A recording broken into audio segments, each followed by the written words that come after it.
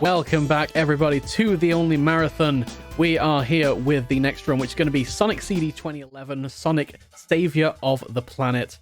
Sonikkustar, please take it away.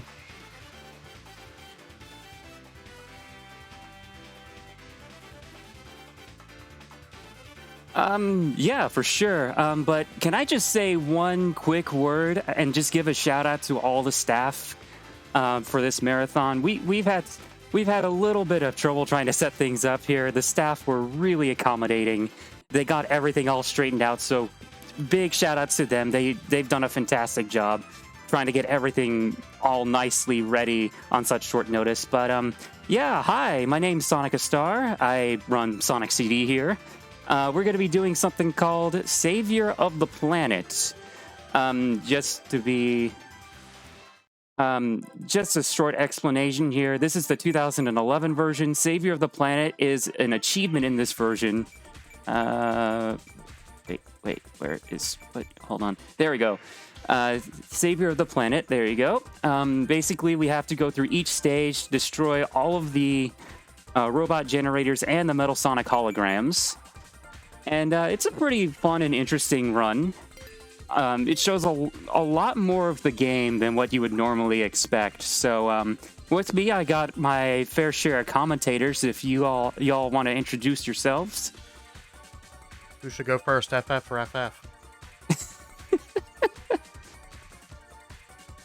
I don't know. Hi, I am FF, aka Final Flame. You might have heard me earlier in the marathon. And I'm Other FF, and I did a run yesterday for Sonic 1 Forever. Alright. I don't have in-game time splits, so somebody feel free to calculate that if you so choose. Alright, I suppose let's not waste any further time here. Is the host ready for a countdown, or...? Absolutely. Just to confirm, there has been a poll open for this game for quite a while, and a lot of money's been donated towards it. I can confirm we are rolling with the Japanese soundtrack. Do you have that one selected? No. My US. Why? Does that mean to do the countdown?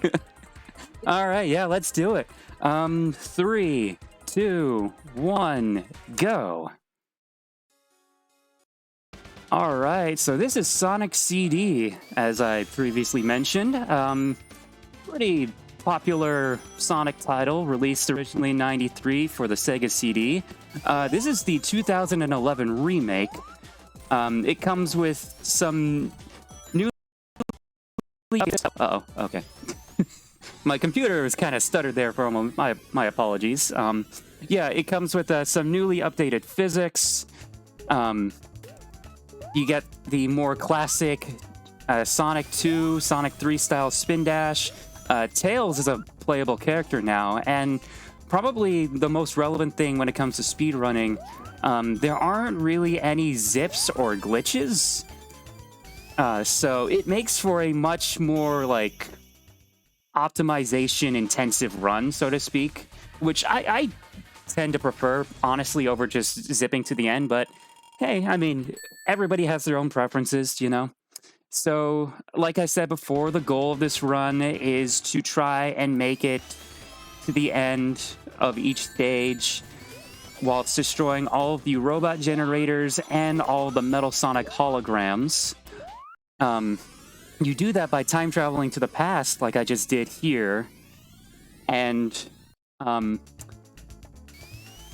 in order to time travel, you need to run in a specific direction for a certain amount of time, which can be a little bit tricky depending on the stage, but you do that, and then you destroy the robot generator, and what that will do is grant you a good future for that stage.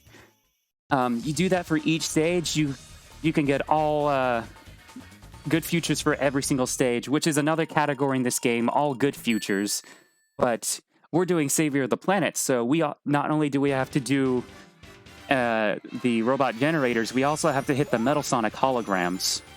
So it's pretty interesting. We're coming up to our first boss here. Bosses aren't like the bosses in your standard Sonic game or classic Sonic game. They each have their own gimmick. Some of them great, some of them not. God, camera glitch, nice. But yeah, it's definitely an interesting run, that's for sure. So I'm gonna just concentrate a little bit more during Collision Chaos here. If either FF wants to take over for commentary, by all means. Collision Chaos. So this is where the game starts getting a little weird. I'd say wacky, but that wouldn't be exactly appropriate. These stages are they're quirky in their designs. A lot of people just getting into this game don't care for Collision Chaos because of all the springs, all the things I'll bounce you around. But we're going fast. We'll be able to dodge most of that. I do want to bring up, I really like the All Good Futures category, which carries over into this. Because we are getting good futures as well as the holograms. Because I think it shows off some really cool tech in the time travel. We don't do it casually. We do it as fast as we possibly can. And not necessarily how the game intended.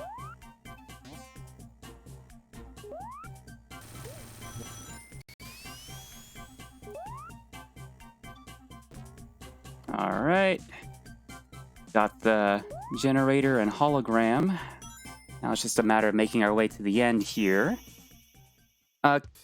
Collision 1 and 2 aren't too bad. It's mainly just going to be staying on the top for Act 1 here. Act 2, we're going to be primarily trying to stay towards the bottom. Because that's where the hologram is. If you do a frame-perfect jump there, you can make it past this little area here without being bumpered around.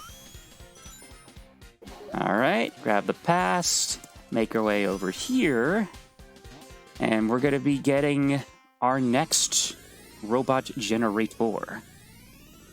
Like I said, I want to say it's fairly straightforward.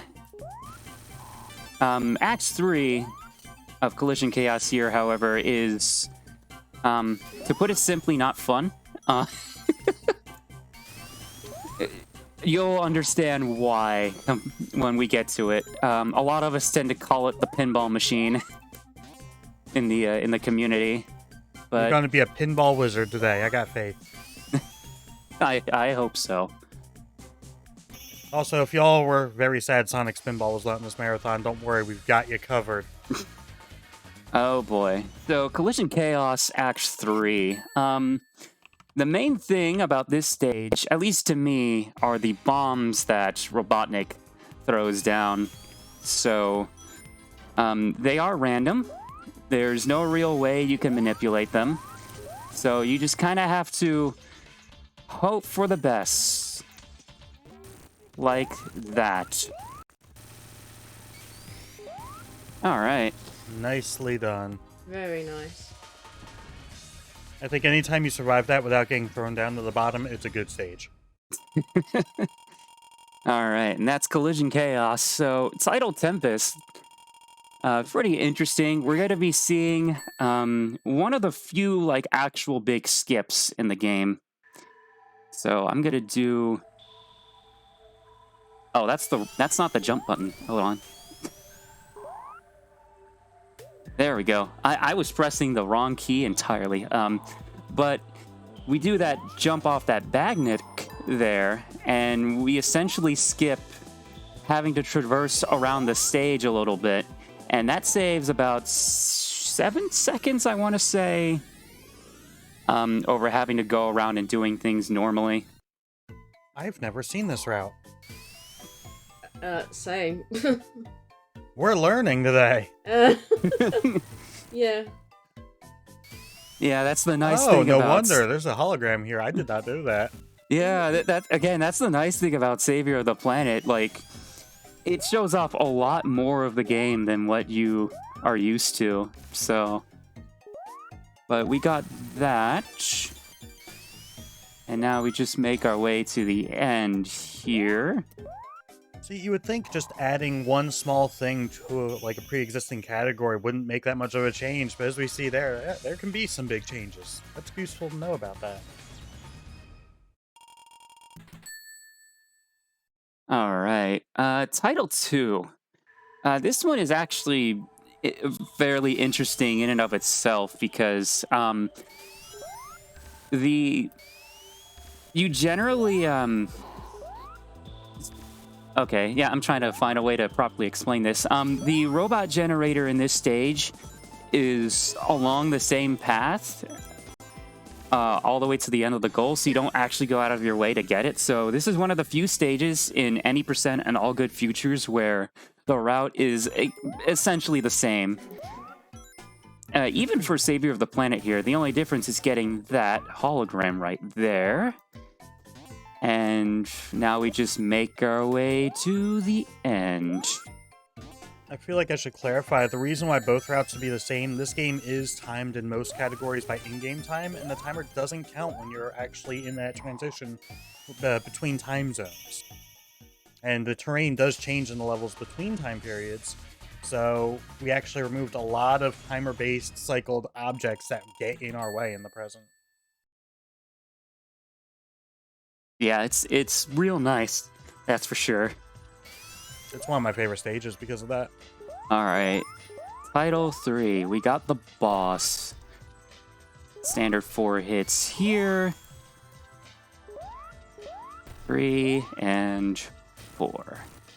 And then we grab this invincibility here and make our way to the end. I'm actually going to call for serious time for a little bit because I'm going to be trying to do a quick kill. So just give me one moment.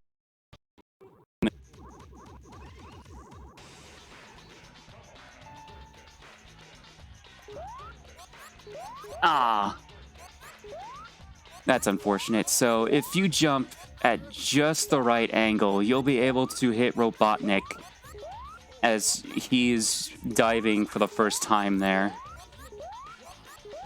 But I know as Tails, we joke a lot about serious time there, but as Sonic, it's actually serious. That is very difficult to get. Yeah. All right, and that's Title Tempest. Quartz Quadrant is actually fairly straightforward. There's not really a whole lot that I can think of when it comes to routing or anything like that. So if you got any like donations, feel free to mention it. This is the part. Yeah, absolutely. We have a $25 donation from Gopher saying, "This has been a great event for a great cause. Good luck for the final runners, and everyone else, you've done an absolutely awesome job. You all rock." And you know what? I wholeheartedly agree. That donation's gone towards Paper Mario SFX badges. We've still got a few runs to go before Paper Mario, which is going to be our last run. But that donation still needs $350 towards it in order for that final incentive to be met.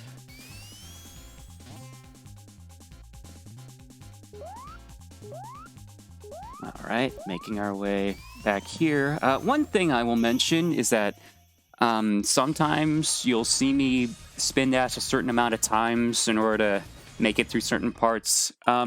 That's just a setup I do, or the setup that some of us do. So here, you're going to see that especially. So I grab the pass sign, and then I'm going to go left, do a 6 tap, and just go to the left here, because the hologram is actually at the very beginning of the stage here. So, just so that we're on the same page, a tap is just referring to the amount of times I tap the jump button. So sometimes you might hear me say things like a 2 tap or a 4 tap. That's just that's just a setup. Like a bit of consistency there. So we got the hologram. Now it's time for the robot generator. Bam. There we go. And then let's see if I can get this. Yeah, there we go. That saves a little bit of time. So my one and only contribution to Sonic All Good Futures. I can totally relate. Don't worry. Quartz 3. Compared to other bosses, there's not really much to say here. You're just running on a treadmill, trying to erode the little contraption Robotnik is on here. Or wait, should I say Eggman or Robotnik? I don't know. Whichever you want. Chat, decide. That's a good poll suggestion, I feel like. Yeah, someone make a poll. Like, I know technically they're both accurate, but, you know, for consistency's sake. Mm-hmm.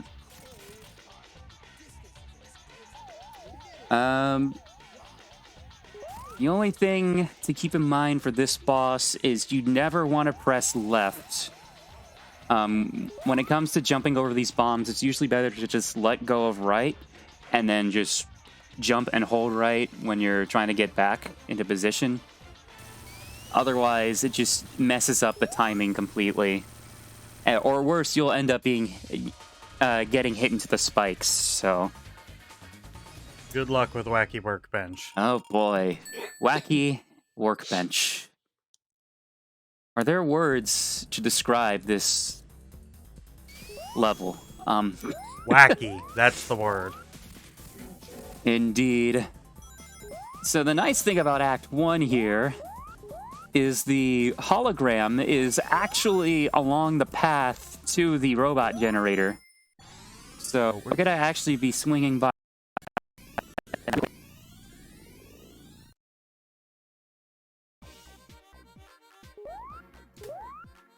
Alright, just gotta do some spin dashes here.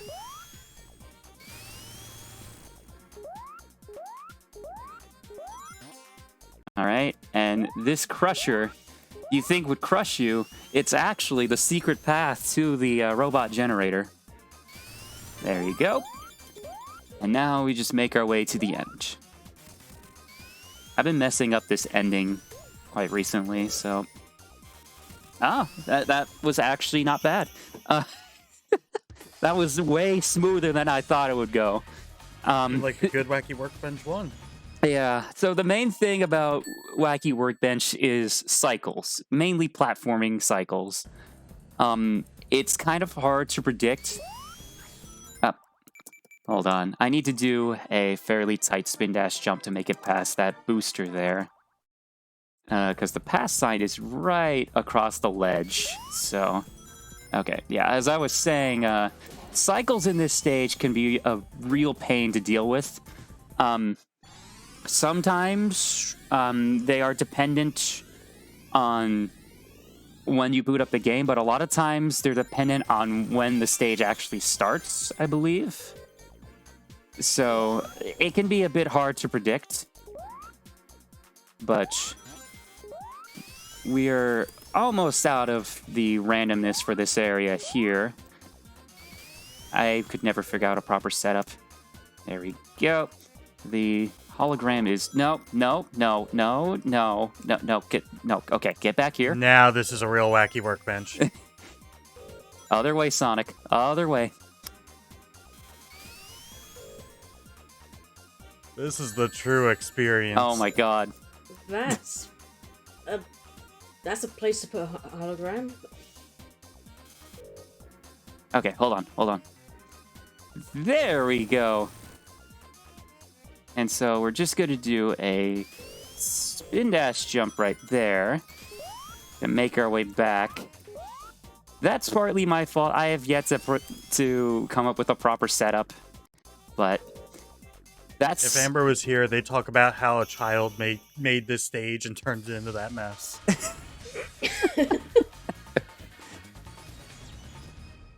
Oh boy. Alright, so Wacky 3. Compared to the other few stages, this is essentially a glorified auto-scroller. What you gotta do is wait for blocks to fall down and jump up to the next level. So really the only part that you need to worry about is here. I'm just gonna play this safe or not. Okay.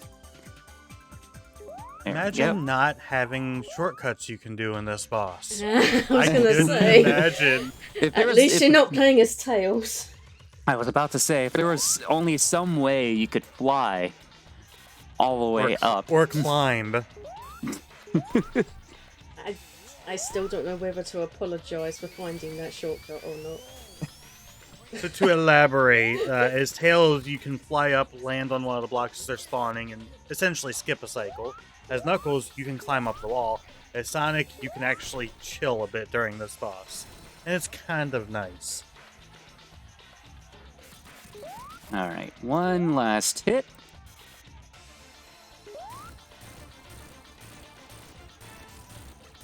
I'm gonna be I feel honest. like I should be doing a dance here. All right, let's get out of here. Okay, so that's Wacky Workbench, and going into Stardust Speed Ray, you're gonna see it's quite a nice, relaxing zone in comparison.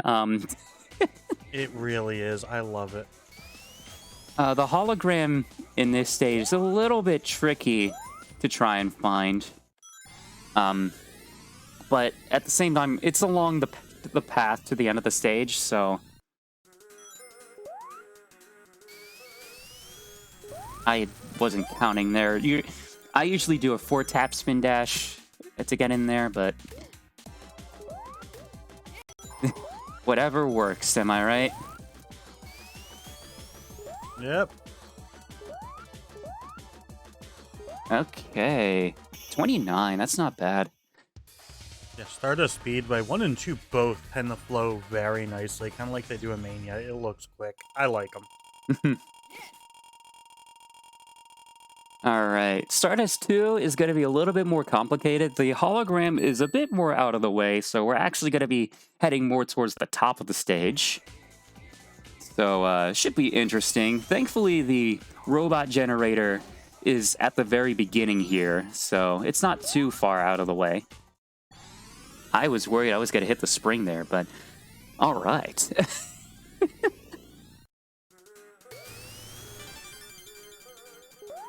All right, let's get these speed shoes.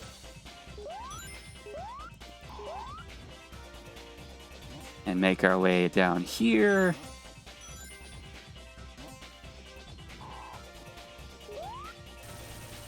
And this part I still need to work out, but I try and do like a diagonal angle there to make it out of there, because normally there are a whole bunch of springs and boosters there, and it's not fun.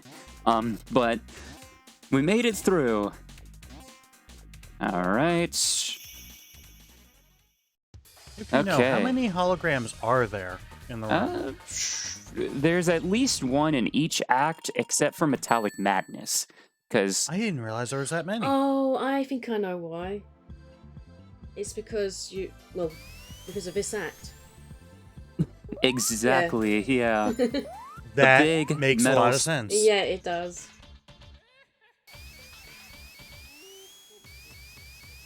It's race time. All right. Do you want to talk about this this fight, or? Sure.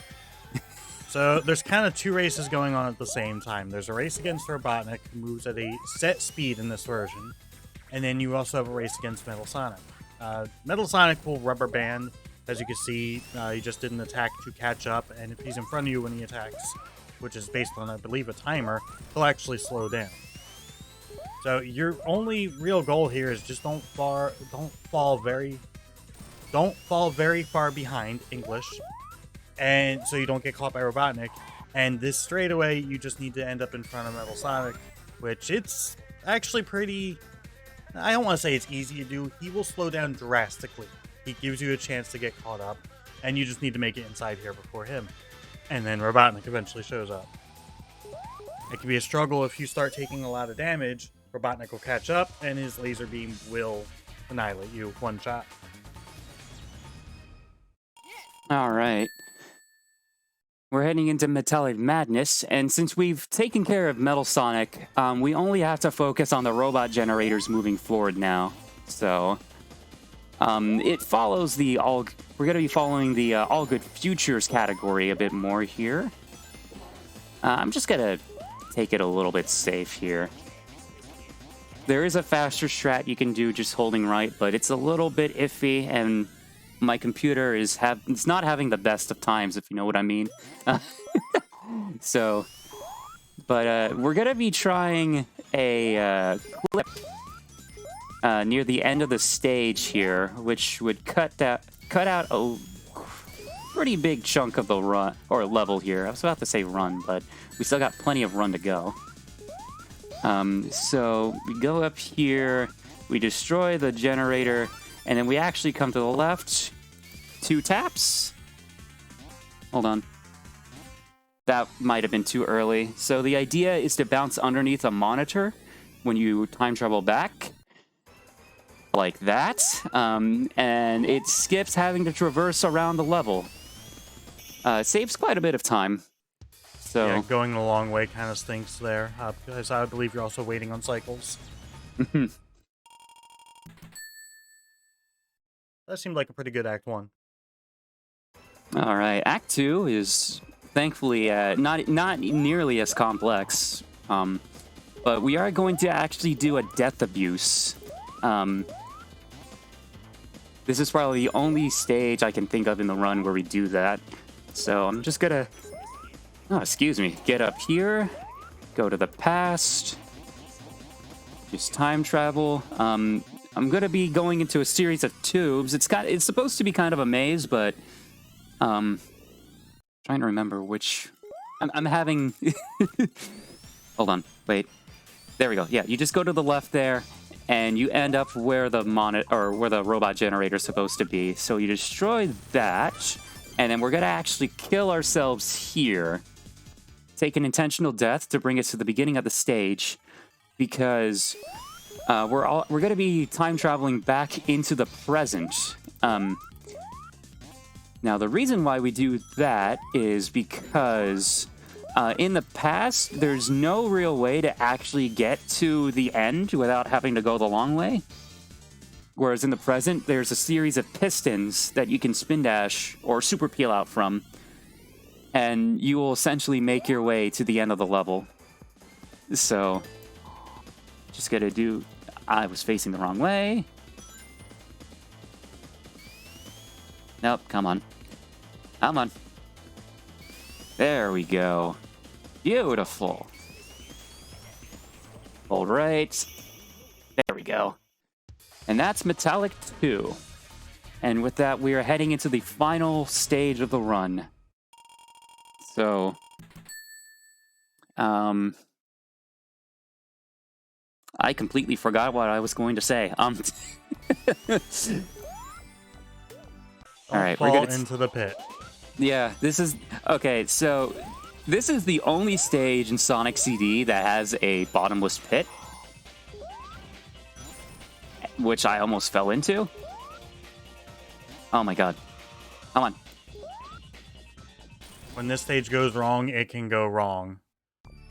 But if you also know and understand it, you can typically salvage it. Unfortunately, Sonic kind of knew what he had to do to not fall into the pit.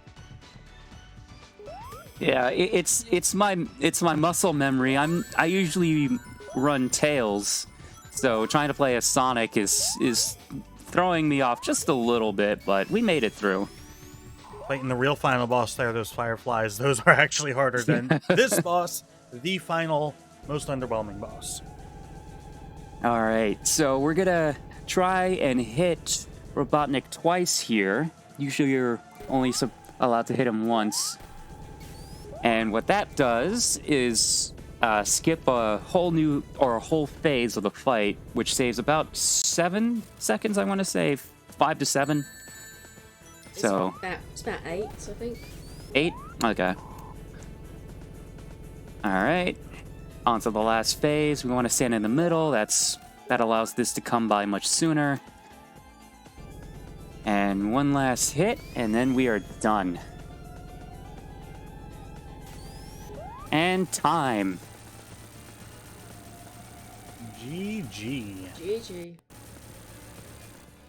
quite a bit ahead of estimate, Wait, by the why is way. Amy there? Yeah, Amy shows up for Sonic. Yeah, so I wasn't gonna mention this, but this is actually the first time I've ever ran this at a marathon. So it was certainly interesting, that's for sure.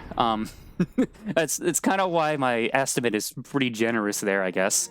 But yeah, I guess I should do some shout outs real quick here. First off, shout outs to my co-commentators here, Flying Fox and Final Flame, for coming in on such short notice. Both of them are really great Sonic runners. You should definitely give them a follow. Shout outs to the Sonic CD speedrun community. There's an actual Sonic CD speedrun community now. It's amazing.